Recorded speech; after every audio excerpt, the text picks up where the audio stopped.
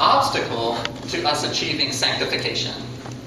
And that's a big, big problem. But the principal consequence of sin for us is separation from God. When we sinned, that's what happened.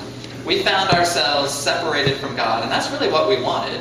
But now that we're separated from God, that separation from God, that distance from God, is the very thing which makes it almost impossible to be close to Him again, to achieve sanctification, to have His image restored in our lives. And that's, it's like when we sinned, we crossed the river, we crossed over the bridge that got us separation from God, and then we burned that bridge. And now, God is on the other side of a raging, wide river, a wide, raging river, and there's no way for us to get back over to Him except to span that river through a lot of effort and difficulty. And so the problem for us is, it's not like we can just go right back into His arms.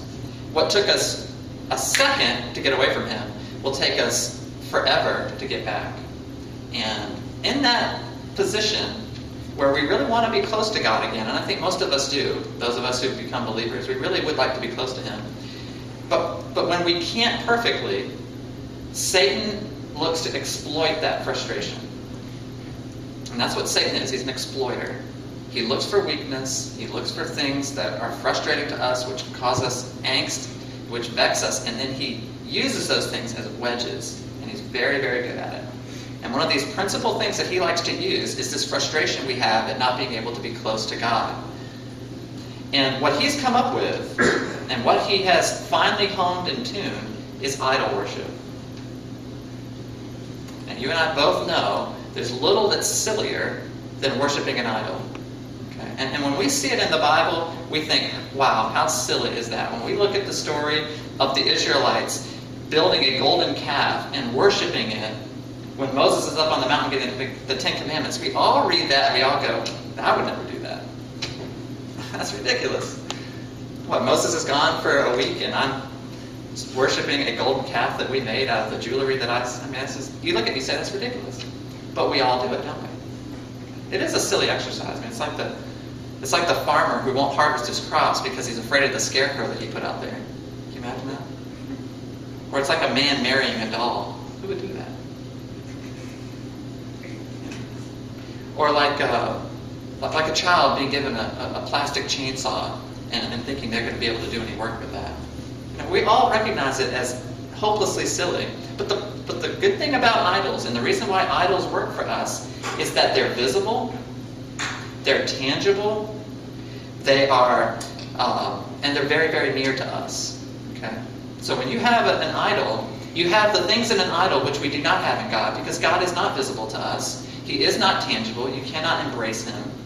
And He is not very near. He is transcendent. And so Satan says, there's my wedge, there's my leverage, there's my opportunity, and he looks to exploit it. People are very quick to settle for that which will gratify them instead of that which will fulfill them. Okay? And in every single yearning and longing and desire in your life, you can get its gratification in a cheap way. But you can get the gratification short of the fulfillment. Okay? You can do that in every aspect of every desire and drive that you have in your life. You know that.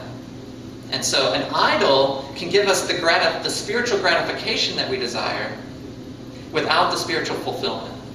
And Satan knows that. He's happy to have you gratified, but he does not want to see you fulfilled.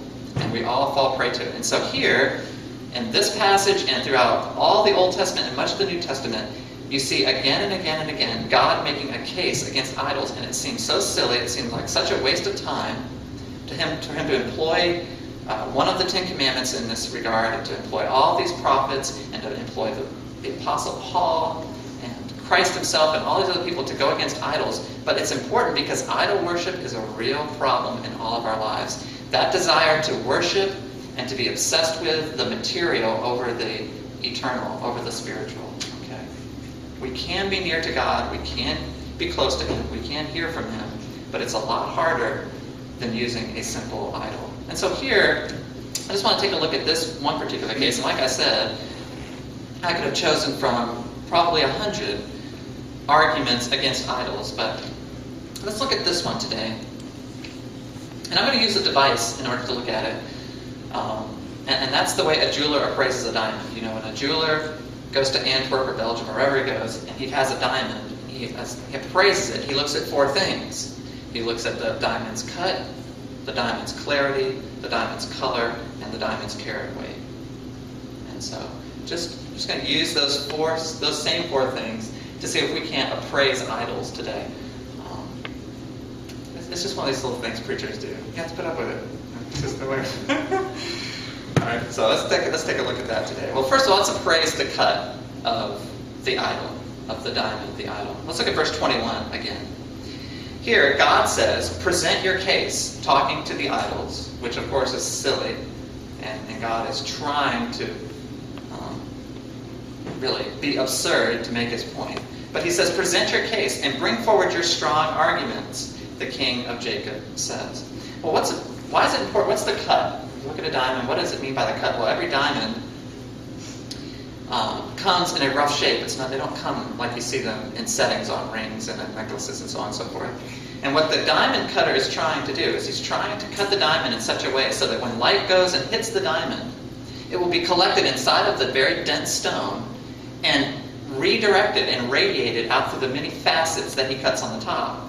And so a good cut will collect all of the light and send it out so it sparkles and shimmers and shines. A bad cut, if the cut's too shallow or too deep or off-center, all the light will escape out the bottom and it won't shine or shimmer at all when you look at it. It'll just come right and bounce right back out. That's a good cut.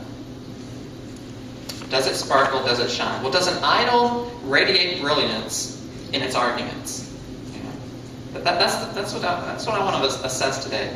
When you go and you confront an idol about the point it's trying to make or the case it has for life or purpose or meaning, does it radiate any brilliance? Does it sparkle and shine in the case that it makes? No.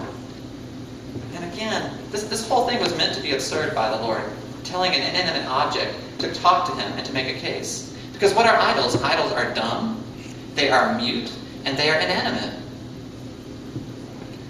They're unthinking.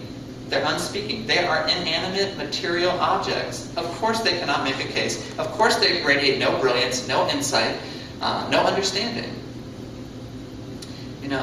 I confound you. If you're in the middle of a difficult death in your life, or a trial, or a tribulation, or some difficult thing in your life, I confound you. Go try to have a conversation with a pile of money about it. Go up to a pile of money and ask that pile of money, can you give me some insight into what I'm feeling and experiencing in this loss in my life? Or can you give me some insight? How should I proceed in this problem I'm having in my family or at my job place? See if that pile of money will give you any insight. Or go talk to a BMW. See if that gives you any help. It might purr, but it can't tell you much of anything. Okay. Or even I confound you. Even go take a wooden cross on somebody's neck and take that wooden cross and try to talk to the wooden cross. Is that going to give you any insight?